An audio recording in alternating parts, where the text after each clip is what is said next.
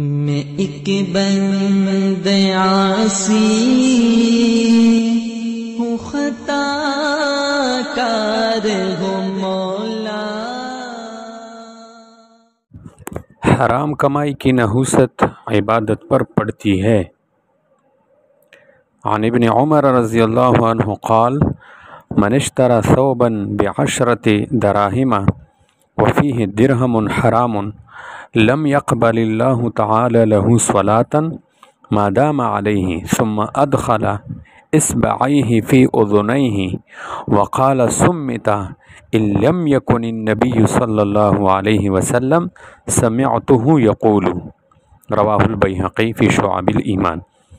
حضرت ابن عمر رضی اللہ تعالیٰ عنہ کہتے ہیں کہ اگر کوئی شخص مثلا ایک کپڑا 10 درہم میں خریدے اور ان میں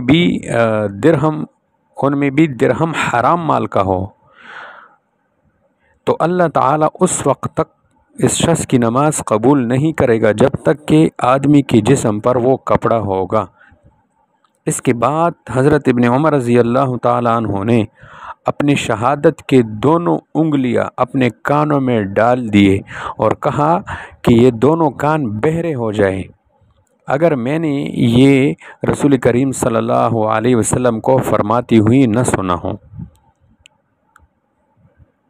یعنی فرض نماز کا ثواب اس شخص کو حاصل نہیں ہوگا،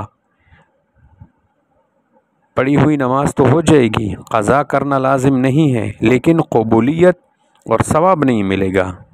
اور اس حدیث میں سمتا، اس کا کیا مطلب ہے؟ اگر میں نے یہ حدیث نبی کریم صلی اللہ علیہ وسلم سے خود نہ سنی ہو تو میرے دونوں کان بہرے ہو جائیں۔ صحابہ اکرام اس قسم کے کلام اس لیے ارشاد فرماتے تھے تاکہ سننے والے کو خوب یقین آ جائے اور کوئی شخص غلط اندازوں سے احادیث بیان کرنا شروع نہ کرے۔